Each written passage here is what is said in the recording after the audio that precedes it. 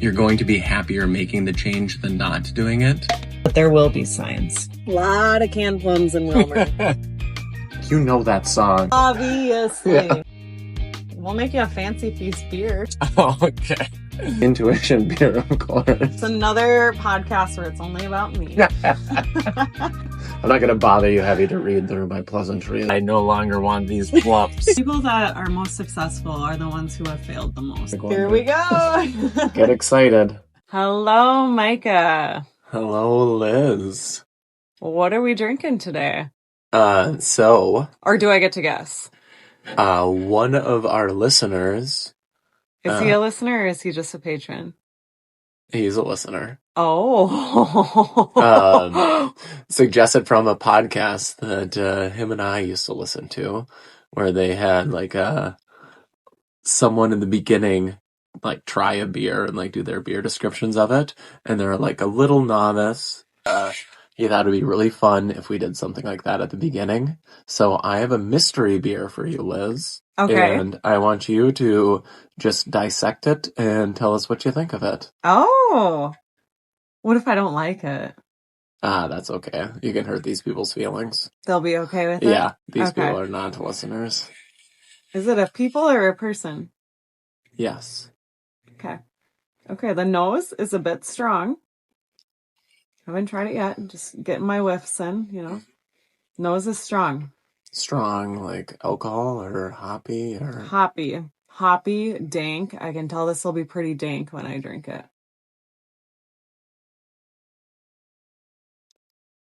And it's pretty dank when I drink it. We have what I believe is a hazy IPA in front of me. Mm-hmm. And I don't hate it. And I say it like that because I feel like I'm a little picky on them. And more than a little, probably. Mm-hmm. And I don't hate this one. This is, the color is a little dark, I would say. But seeing our Rojo Cerveza, we can't really comment on color, can we? Uh-huh.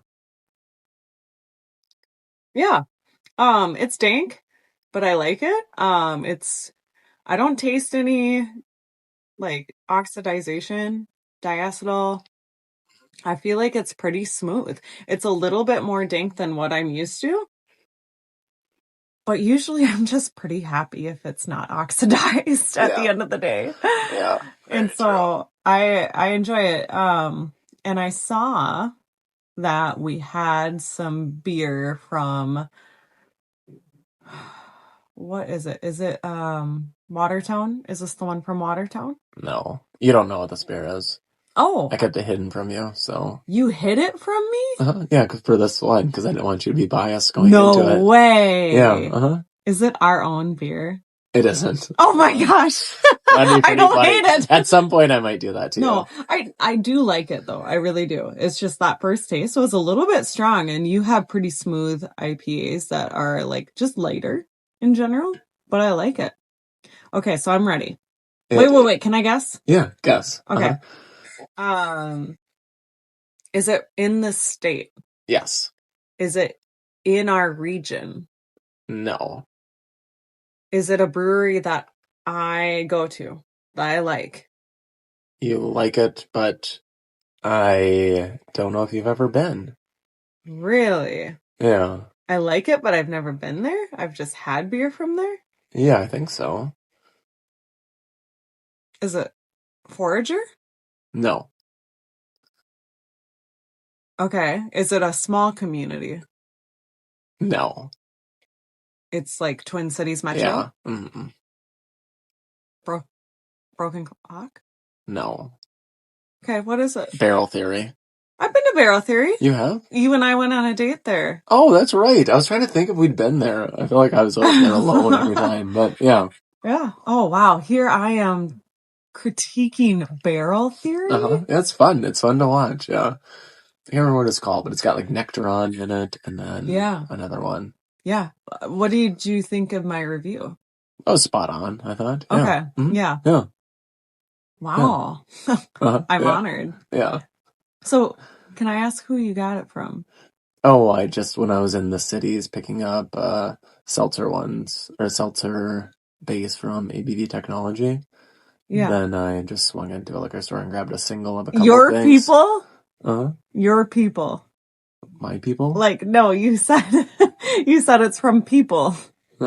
You were referring to yourself? Yeah. Uh-huh. Oh Yeah. my gosh, funny. Yeah. Nice. No, this was a fun surprise. Yeah. Cool. Because I I was like, always oh, love I'll a pick up a barrel couple theory. singles, like random things, because the person that requested this was my little brother. So I'm like, yeah. So Ryan's like, you should do like a beer review at the beginning. Fun. So I was like, I'll grab some random things to try and keep Liz on her toes of what she's having. Okay. I like it. That's awesome. That was really fun. I want to do that again. All right, a deal. Except, I can do that. I was starting to feel really nervous when I was like, wait, is this our beer? Yeah. I would have been really disappointed with myself if I didn't know that this was one of our hazies. Yeah, I guess that's a good point. Yeah. But yeah. Okay. I might have to do that at some point, mix in one of ours and see what you say. Yeah. We can always just delete it after that. Yeah, right.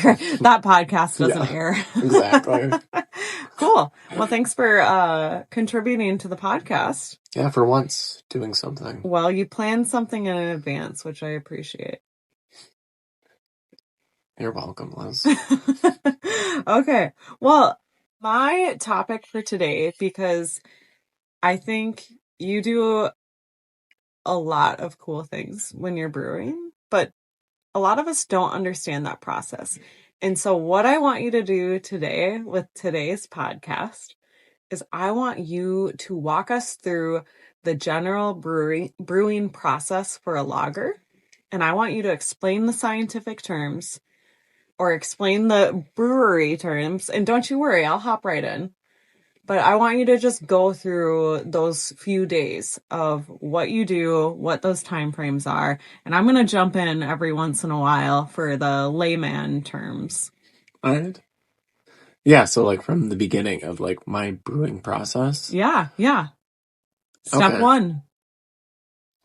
Step one is, I guess, developing your recipe of it and deciding like what grain you're going to have and water chemistry and all of those things. So I kind of have a general like layout of certain things that I want. So similar to a chef, you're coming up with your own recipe. Yep.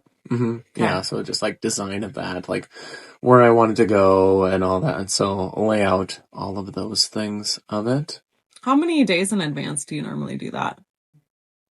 I try to have 4 to 5 beers before I order grain and then brew them before that. So I'd say like 3 months in advance, I have an idea of like what I'm doing. So you're trying to make the most of the grain that you're ordering, is Right. what you're saying. Yeah, because it's we had a shipping price based on the pallet. Okay. So to keep our shipping rate down, I try and like plan out 4 or 5 beers throughout the planning process. Okay. Cool. So what's your next step then? So that's like 3 months in advance. Mm-hmm. And now we're going to probably jump to a day in advance. Right. Okay. So a day in advance, I will go in and then mill all the grain.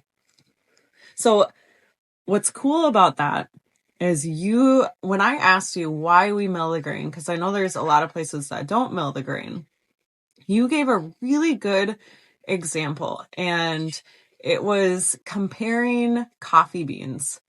And so freshly ground coffee beans versus pre-ground coffee beans. And it's really that freshness that comes through from milling that grain. Is that right? Yeah.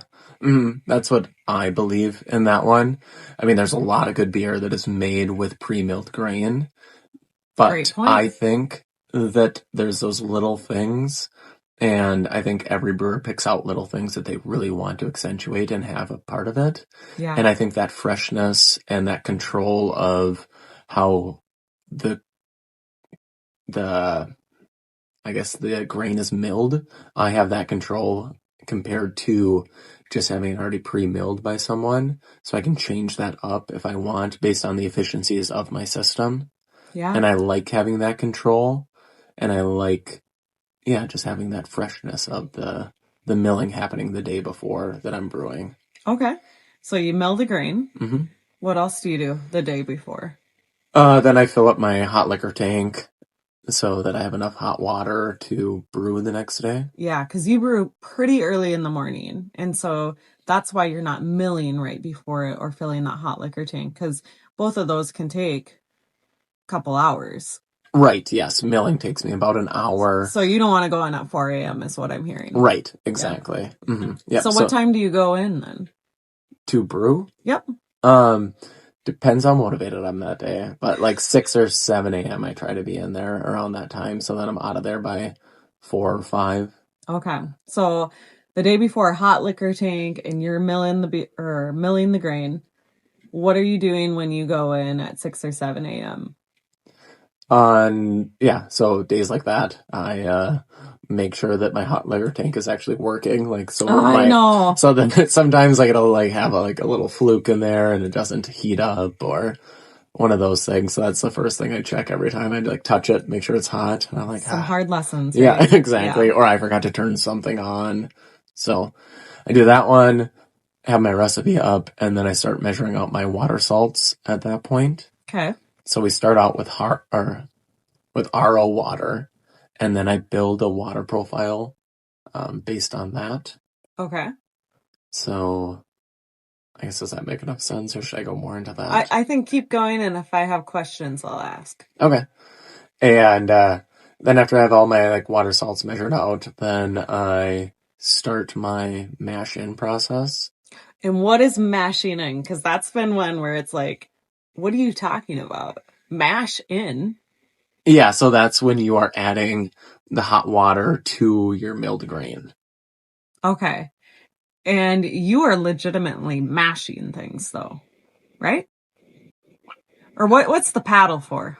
Oh, so yeah, so the pump is then pumping in hot water into the mash tun, and then the mash tun is the milled grain. Or the mash tun is the vessel that it's going into. So that one is like a big coffee pot, essentially. Oh. Is like how I like to describe it. It's got a false bottom, so it's kind of like a sieve, so all the grain stays above it, and then the water then can go below that. Oh, I see the coffee analogy now. Yeah, so you're separating the water from the coffee grounds. Yeah. Essentially, so to get your coffee to there. So same with this brewing process. You are separating the grain from the water after the water goes through the grain. Mm-hmm. Yep. Okay. Yeah. So in that point, the mash in, then hot water's coming in, and I'm dumping bags of grain in there, and then the paddle then is stirring everything together to get it incorporated. Okay. So you don't want like clumps of like grain in there that isn't getting contact with the water. So you're just trying to get it as incorporated as you can. You're essentially making like oatmeal, like that consistency of it. And yeah, so that's your mash in process. And then I have a rest phase at that point. What does that mean? So that's when all of like the enzymes and stuff are going to work at that point. So you're hitting a certain temperature. I am picturing a Schoolhouse Rock video of like little like smiley face enzymes with their hard hats like going to work. Yeah, breaking down the sugars and making them, yeah. Okay. Being able to convert. Okay, so how long do you have that rest time? I do 60 minutes. That's kind of your standard one of it. And during those 60 minutes, do you just watch? Yep, sit there and look at it. No. Contemplate why you're doing this? Yeah, exactly. No, that I'm like filling up more water into the hot liquor tank, because then I'm going to sparge over the top of it, so I don't have enough water in the hot liquor tank for the whole brew process. So I'm adding in water to that one, but then I'm kind of monitoring it to make sure it's still staying at the temperature I need it to sparge over the top of it. What's sparge? It's rinsing the grain to increase your efficiency and get enough sugar, or as much sugar as you can out of the grain. Okay. So like you're having a hot water shower over the top of the grain as you're pulling everything out of it. Yeah. It's a little day at the spa. Mm-hmm, exactly. So, yeah, so I'm doing that, and then I am checking the pH of the mash. What do you want? you want to be in a range at that point, and then just making sure that you're in that range so the conversion of sugar is fermentable. Okay. And then if usually you're too high on most ones, so then adding any like lactic acid of that to adjust it. Certain ones like stouts or anything with heavily roasted grains, then you'll end up getting a lower pH. And then you're trying to balance that with like baking soda is one that you can normally build into your water chemistry to try and increase your pH of those ones. So a lower pH, like it's going to get a little more acrid, like that sharp taste of it. So like stouts are going to be like a little fuller, sweeter, then you're adjusting that pH up a little bit more. Okay. So you're adjusting the pH, making sure that's at the right level or number. Then what are you doing? So after that, then you're having your rest on that one, and I recirculate the wort through it just to increase our efficiency. Where'd you get the wort from? Oh, sorry. Wort is, so you got water and grain, and then that produces like a sugar water. Okay. And then that is wort. Okay, so that's the wort. You made the wort. Yeah, so like with coffee, you have water, you have coffee grind, or coffee grounds. You're using an analogy. You're not using coffee in this. Right, yes. But I'm thinking of like something like similar to it. Yep. Sorry. And then coffee then is the wort. Mm. So that's the sugar water of it. Sure. So we have our water, and then we have our milled grain, and then that's producing this wort, which is our sugar water. Oh, have you given me samples of that before? Yes, yeah, and you hate it every time. I hate it every time. I'm like, what am I so supposed to get out of this? Yeah, exactly. What are you doing? Yeah. Mm-hmm. Okay, so then what happens? So then once you're done with that rest phase of the mash in, then you start running off. So then you're collecting that wort from your mash, and then that is going over into your boil kettle. How are you transferring that? Are you using buckets? Yeah, no. We have a peristaltic pump that pumps it over to that one. So you have normally to the fermenter, you said? No, to the boil kettle. Oh, the boil kettle now. Mm-hmm. Okay. Yeah. And what are we doing there? So then we have that going on, and you are running off of your mash. And then once you start doing that, then you're sparging over the top of it with the hot water. Okay. And then that's rinsing your grain so that as it comes through, then it's rinsing as much sugar as it can off of the grain. Mm-hmm. And then you're collecting everything in the boil kettle. Gotcha. So then once you get into the boil kettle, then you boil in the boil kettle. You know, plot twist for you there. Oh, I for one am shocked. And that is like when you're adding in hops and things like that in there. So we do a 60-minute boil over there. That was going to be one of my questions of when you add in the hops. It depends what you're going for with the hops. Okay. But that is generally when you would add those in. Yes. Okay. Mm-hmm. Yep. So then you have your alpha acids in your hops, and then those are the ones that adds bitterness to the beer. And then depending when you put them in the boil, so it's your alpha acids plus time above 185 is going to create the IBU calculator. And then that is your bitterness. IBU is? International Bitterness Units. Oh, it legitimately says bitterness in the words. Mm-hmm. Okay. Yeah. So how do you there's a lot of people that say our IPAs are really drinkable. They're smooth and they're soft. You know, they're not quite as dank as some of those other ones. How do you do that? There's several things that I guess you can do throughout it and things that I think are important of it. Yeah.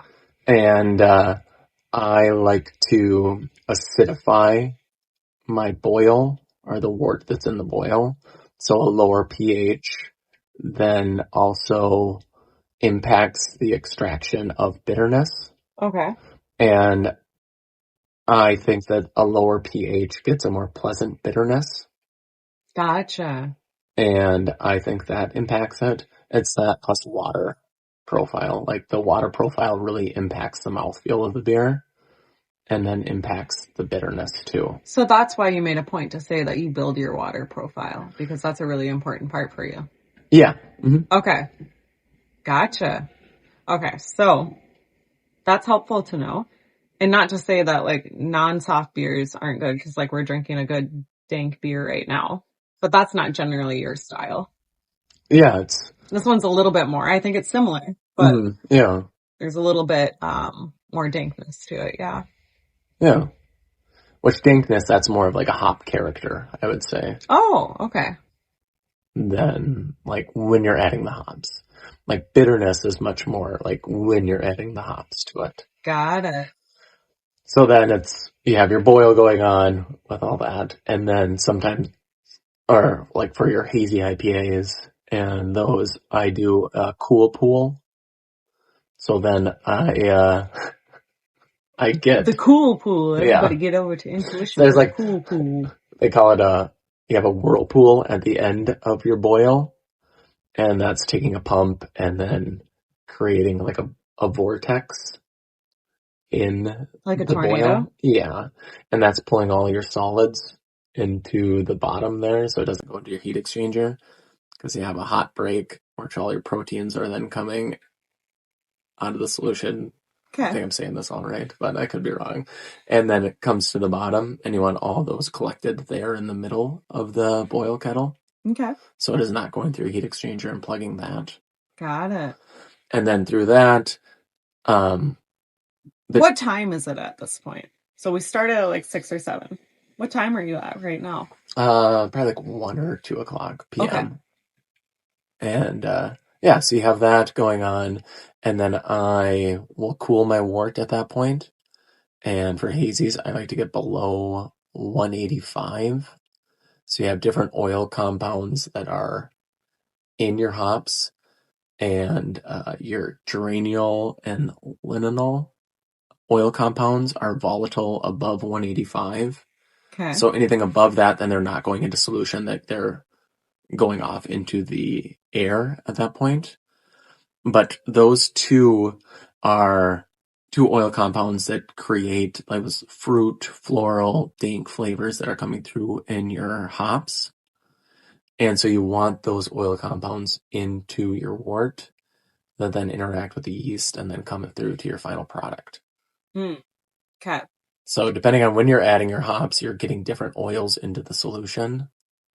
And then you want those in there to create different things of the beer. Got it. I don't So know if that made it more confusing or less confusing at that point. No, you're good. We're following the vortex, the tornado, and Okay, yeah. in the boil.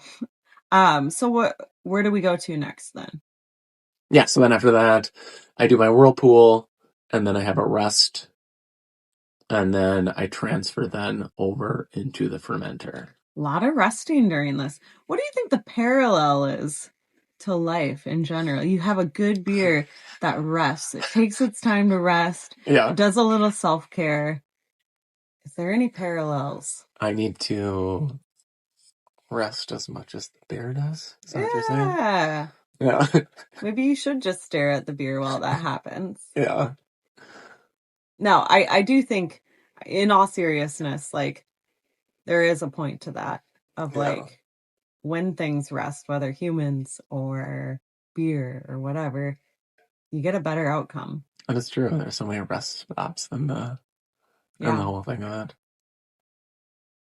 Yeah. Proceed. And then after that, then you have what they call your knockout. So you're going from your higher temperature to your lower temperature where you're going to pitch your yeast at. Okay. So we're up at, depending on the beer, it's going to be like the hazy IPA. I maybe have cool down to like 160, 150. And then like my lager is probably still going to be up at 200 degrees or 195. Sure. And then you're pumping that then through your heat exchanger. So that one, it is a series of plates. Okay. And I have groundwater coming in the one side, and then wort coming in the other. Oh. And so they're all separated plates, and they're running through, making contact with each other. through the plate, and the one is cold, the one is hot, and so it's transferring the energy or heat from the wort to the cold water. Okay. So it's chilling the wort down to the temperature that I want it to be at to ferment. Okay. And so it goes through that and then into the tank where I pitch yeast. The fermenter? The fermenter, yeah. Okay. And then I pitch yeast at that point. Is this the last stop before it kegs? Yes. Okay. And yeah, so And you're pitching yeast, and when you say pitch yeast, you're putting yeast into it. Correct. As fast as you can, like a baseball player. Yeah. No. I mean, it is a brick of yeast that I put in there. Usually, so I use dry yeast a lot, so it's 500 grams. So it's this little brick, half the size of a book. Okay. And then you just dump that in there. Okay. And if I'm using liquid yeast, then I oxygenate it. Dry yeast, I don't. Okay. So at this point, are you at the end of your brew day?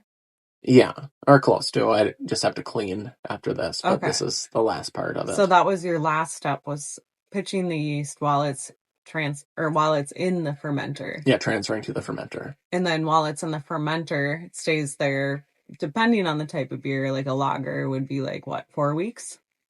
I would ferment it warm for 12 to 14 days, depending on like what it does throughout the fermentation. But lager, yeah, 12-ish days. Yeah. And then ale, anywhere from So like that's 7 not to even 12. close to 4 weeks. No. Yeah. No. A no would have been fine. Yeah. I'm not involved in this process. I have no shame asking the questions. Mm-hmm. But I think where you're like, so lager, warm fermentation, and then cool lagering are two different things of it. So then normally like a cool lagering, then like another week or two, depending on the yeast. Is it still in the fermenter? No, then it's in a keg. Yeah, then I like to lager in the keg. Okay. So, and then while this is happening, are you trying the beer every single day that it's fermenting? Yeah. And I mean, what there's are maybe you like getting one day out that of I'm it? not in there. Yeah. But yeah, I'm normally taking pH and gravity readings of it every day. And then I'll just taste it to make sure there's nothing weird happening. Yeah. Like there's no infections or weird like yeast character happening throughout Because it. you're a little bit of a super taster, I feel like, with that, where even though it's not where the beer needs to be at, because it's not finished in the brew process, you know if there's an infection happening just based on the taste or in the early days of it. Yeah, I think so. I mean, like infections, I think I've had one happen. Yeah, I in remember our that. entire one That was of a it. cream ale. Yeah. And we dumped it, Mm-hmm. which was a sad day because that's a lot of product, a lot of money. But also, we want to guarantee to people that we're not going to sell them bad beer. And I think we've really kept to that word. Yeah. And I mean, it just had this like weird, unique, like, I think it had to be some type of infection to the Yeah, I yeast. remember Like, it was tasting it and I was just like, like, that ain't right. It was just like sharp and like a harshness to it. Yeah. And then some of them, like, I've had probably 2 beers that I've repitched yeast onto, and usually that I base on, I always call them if they're too sweet to it, like they just don't finish out, like they stall the fermentation. They don't have like a healthy enough yeast pitch to it, or something happened throughout it, and then I'll repitch on that one to try and ferment it down a little more. Okay. But that's all just kind of based on feel of it. You can also like pull other levers on that one too, depending on like an IPA. They have what you call hop creep. So if you keep it hot and then add a dry hop charge to it, a lot of the hops still have an enzyme in them that will create more fermentation. So sometimes that will work too. So those are like the beers when you're trying it the first time, you're like, oh my God, that's so good. And then you try it like 6 weeks later and you're like, whoa, this is a different beer. Right? Yeah. Yep. Which we've experienced at different places before. Quite a it's a big times. phenomenon, like until they figured out what was happening on it. But it's still, yeah. Yeah. Mm-hmm. Yeah. Okay. Mm-hmm. Gotcha. Yeah, that's really interesting. Um, so has hop creep happened with any of our beers that you've noticed? Like post packaging, I don't like know. once you, I mean, I've seen it happen like throughout like pitching a dry hop and then watching it like ferment more, but Hmm. I haven't experienced any of it once it's been a packaged beer. Okay, gotcha. My other question is, being that the rest of us don't know how to brew, what is it like to be the only brewer at this brewery? You came from a brewery where, and even when you're home brewing, you had Ryan, but, or your brother Ryan. But when you worked at Shell's, you had a team of brewers to support you and you there to support them. But you are here alone at your own business. What is that like? It's tough. Um, I think I've expressed to you many times, like when I was home brewing, and even customers too, it was very easy to know what I want.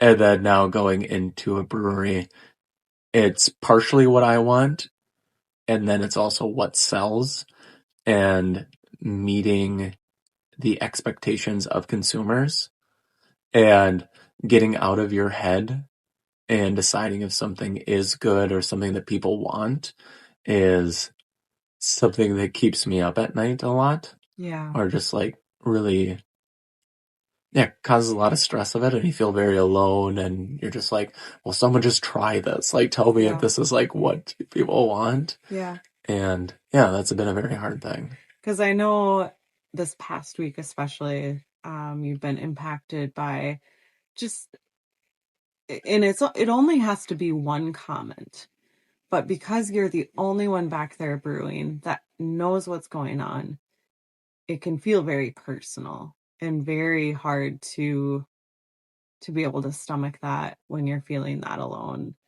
And is there anything that you do to help support that, of like, how do you feel support in this job when you are the boss and you are the lone brewer? Who do you go to? What do you go to? Yeah, that's a good question.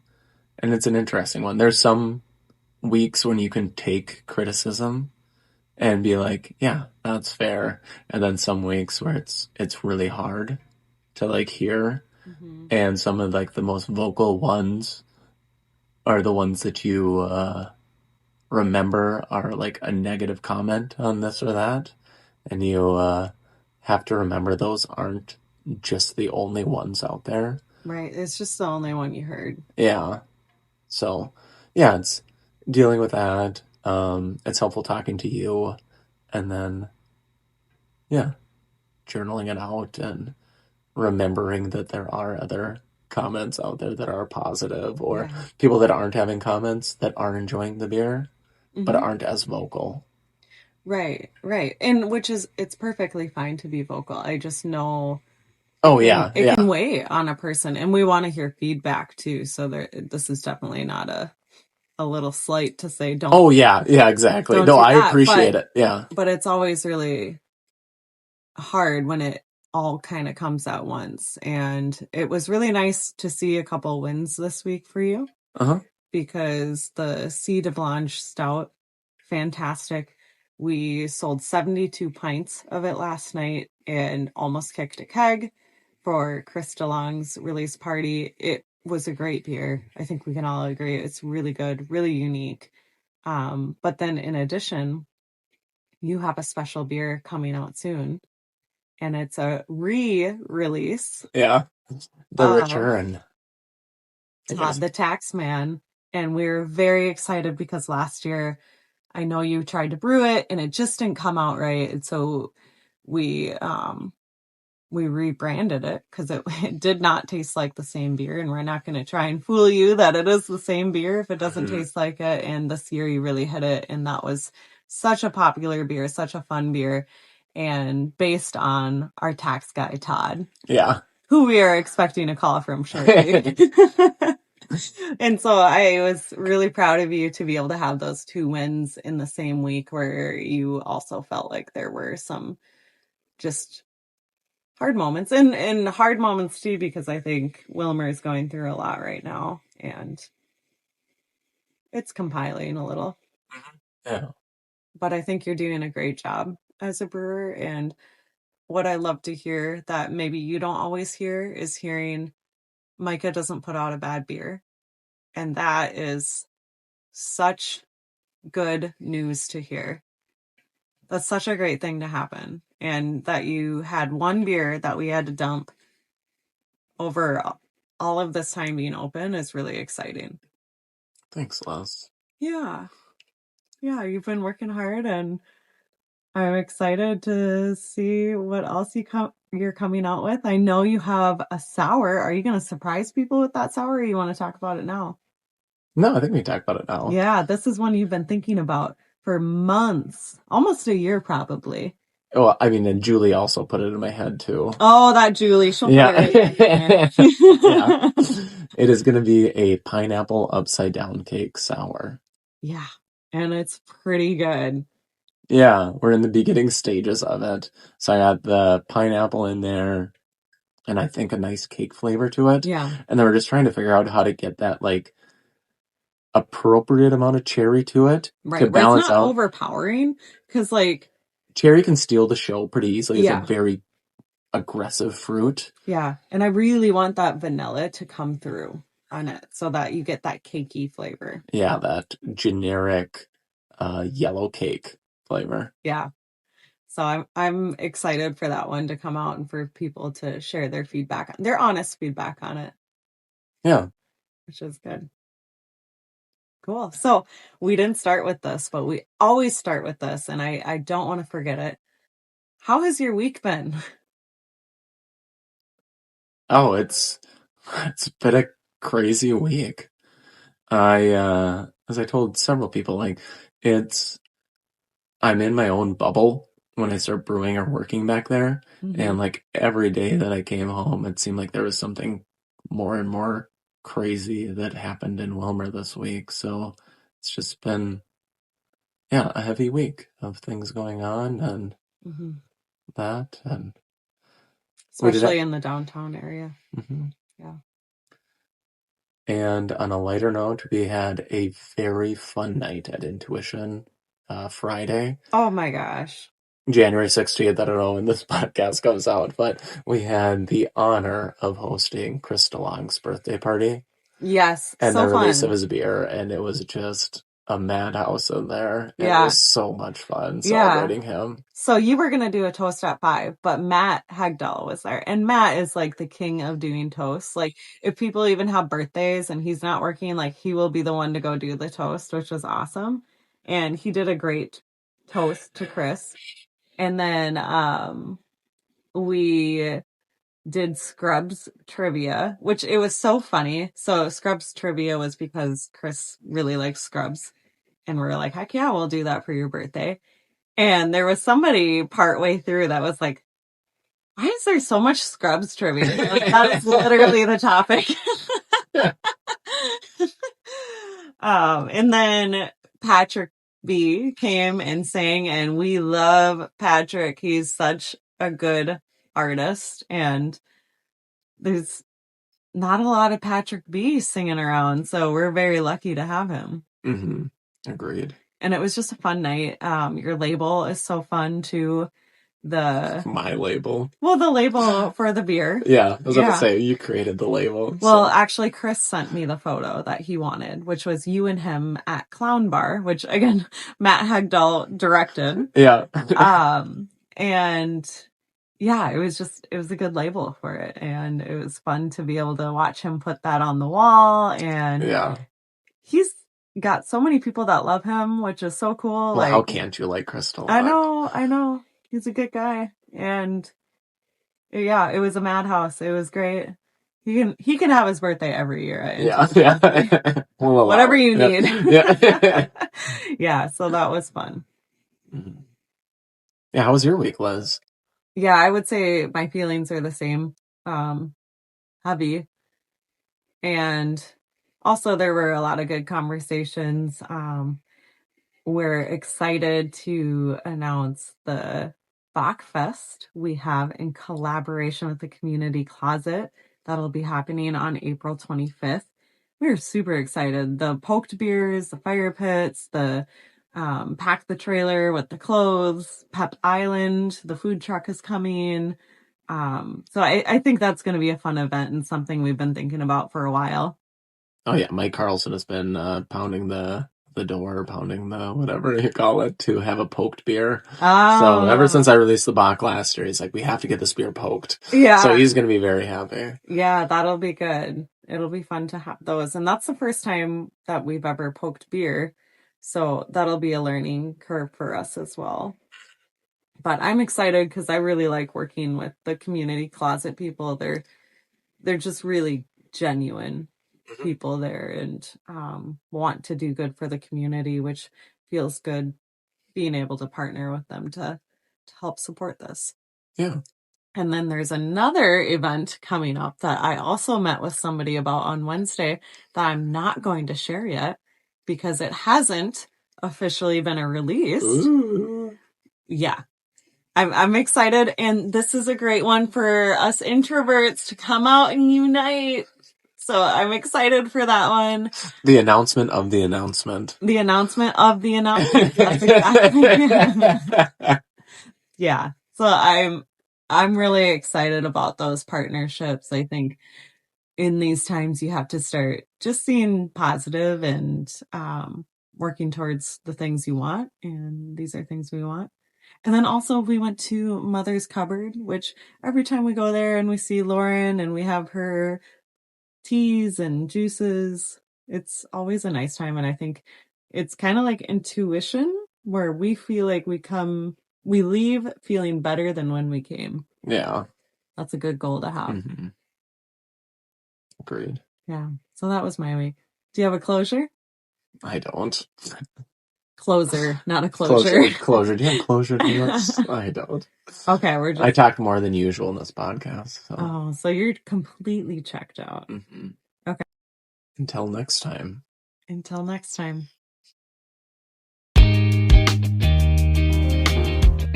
Not even close.